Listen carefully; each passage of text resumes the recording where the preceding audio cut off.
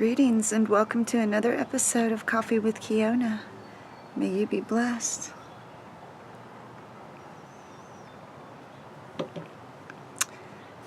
You know, really bad things can happen when you give up your sovereignty and you give away your power to other people. And situations like that can also trigger a lot of anxiety attacks. Because you're trying to comply with somebody who is dominating your life. As an example, there was a mom who killed all of her own children. Her name was Andrea Yates. And she had been a champion student, award-winning. She went to nursing school, became a nurse.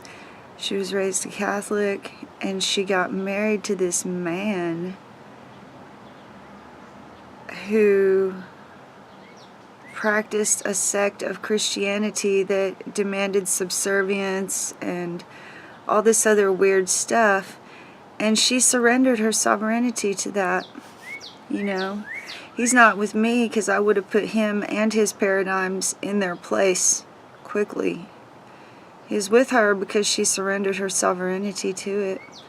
Well, they had one child after another, boom, boom, boom, boom.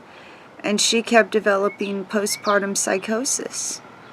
And she felt like she was losing herself, losing her identity in this Christianity and this, it was cult-like Christianity. And in having all these children. And for one, she had no idea how to fully embody as her ideal self, where she could carry her nursing knowledge and skills and way of being into raising her children and see herself as a caretaker and a healer. She had no idea how to do that because they were two separate things to her. Being a mother had nothing to do with her life as a nurse, I guess. And she surrendered her sovereignty to this wacko man who's really strange looking, actually. He's a narcissist, obviously, a malignant narcissist, and she was empathic and a nurse, and she fell victim to that, and she drowned all of her children because she felt like they were bad creations that were doomed to go to hell or something, and that she needed to just reverse the whole thing.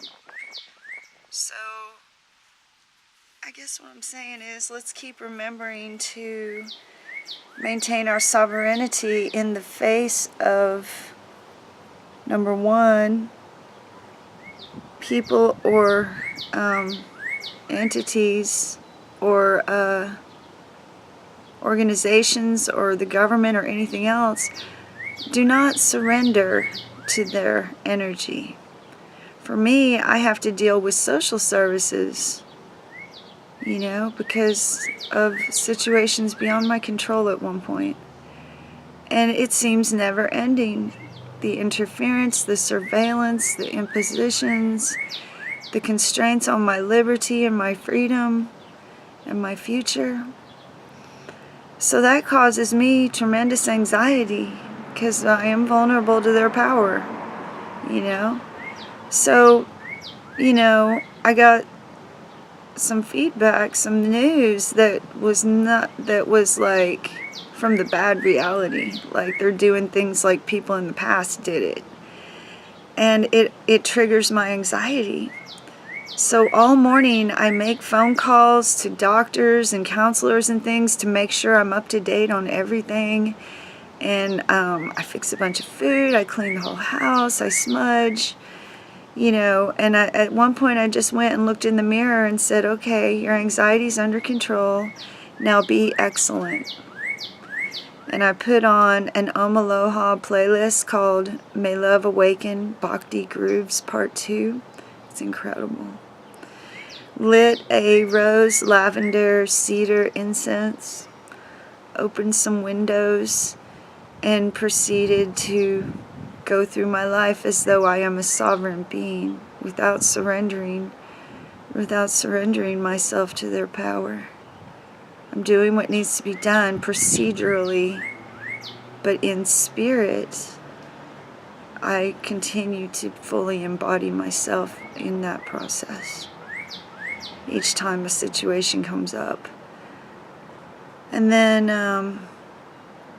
I still continue to focus on that full embodiment. I wouldn't separate myself and say I was a writer and a student, and then I was a mother, and so I'm just going to kill my children because I had to give up being a writer to be a mother, like Andrea Yates. I would never, ever, ever do that.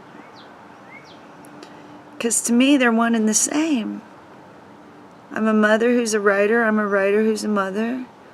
You know, I am who I am wherever I go and whatever I do, and so are you.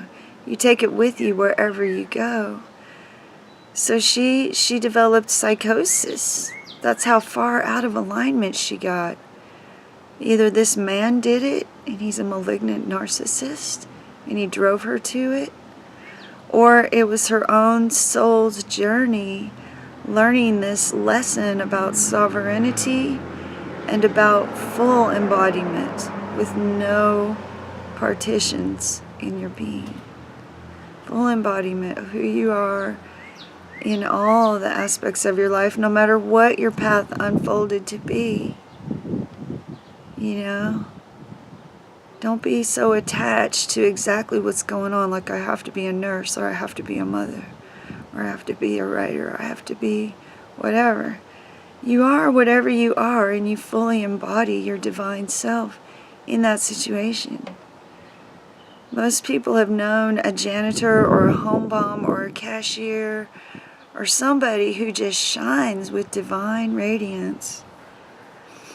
It doesn't matter that they have a lowly position or they're a wage slave or whatever else.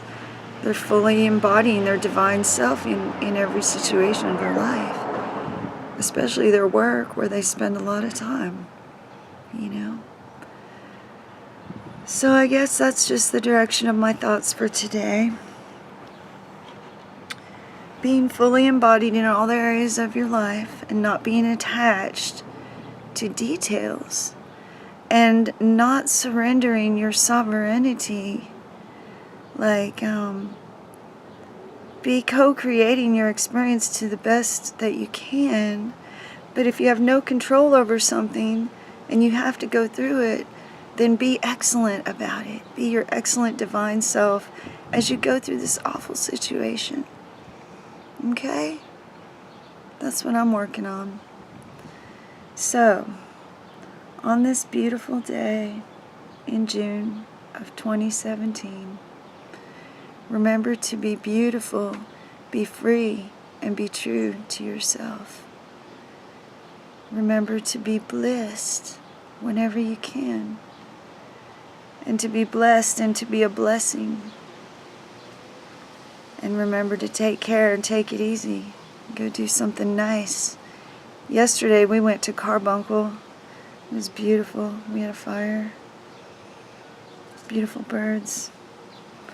Anyway, until I talk with you again, namaste and blessed be.